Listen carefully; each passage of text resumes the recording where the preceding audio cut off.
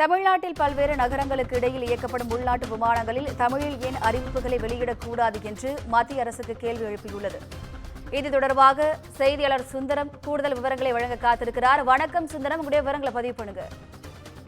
நிச்சயமாக அதாவது தமிழகத்தில் பல்வேறு இடங்களில் உள்ள தமிழ் கல்வெட்டுகளை ஆவணப்படுத்த கோரியும் தமிழ் வளர்ச்சிக்கு ஒதுக்கிய நிதி விவரங்களை வழங்க கோரியும் வெளிநாடு வாழ் தமிழர்கள் குறைதீர் ஆணையம் அமைக்க கோரியும் உள்நாட்டு விமானத்தில் தமிழ் வெளியிட கோரியும் சென்னையில் தமிழ் பல்கலைக்கழகம் அமைக்க கோரியும் உலக தமிழ் ஆராய்ச்சி அறக்கட்டளை சார்பில் சென்னை உயர்நீதிமன்றத்தில் ஒரு வழக்கு தொடரப்பட்டிருந்தது.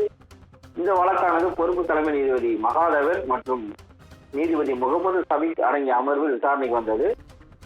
அப்போது மனுதாரர் தரப்பில் ஆஜரான வழக்கறிஞர் சமஸ்கிருத மொழிக்கு 1000 கோடி ரூபாய் நிதி ஒதுக்கீடு செய்யும் மத்திய அரசு தமிழ் மொழிக்கு மிக குறைந்த அளவு நிதியை ஒதுக்கிறது என குற்றம் சாட்டினார்.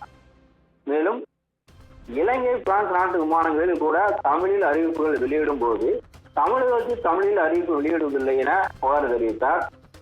அதே போல தமிழக அரசு தரப்பில் ஆஜரான வழக்கறிஞர் தமிழ் பல்கலைக்கழகம் தஞ்சாவூர் உள்ளது எனவும் அரசு தமிழ் மொழி வளர்ச்சிக்கு அதிக முக்கியத்துவம் அளித்து வருவதாகவும் விளக்கமளித்தார்.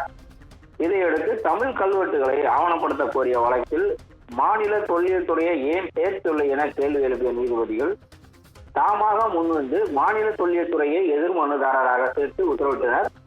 மேலும் தமிழ் மொழி வளர்ச்சிக்கு வெறும் 26 கோடி ரூபாய் மட்டுமே ஒதுக்கீடு செய்யப்பட்டுள்ளதாக கூறி மதுரை கிளையில் வழக்கு தாக்கல் செய்யப்பட்டு அதில் உத்தரவு பிறப்பிக்கப்பட்டுள்ளதாக சுட்டிக்காட்டிய நீதிபதிகள் வெளிநாடு வாழ் தமிழர் குறைதீர் ஆணையம் அமைக்கும் விவகாரம் முக்கியமானது என கூறி இது சம்பந்தமாக பதிலளிக்கும்படி மத்திய அரசுக்கு உத்தரவிட்டனர்.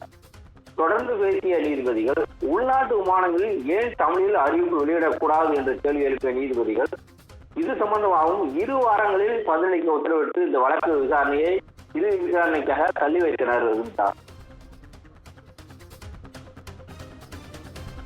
கூடுதல் விவரங்களுக்கு நன்றி சுந்தரம்.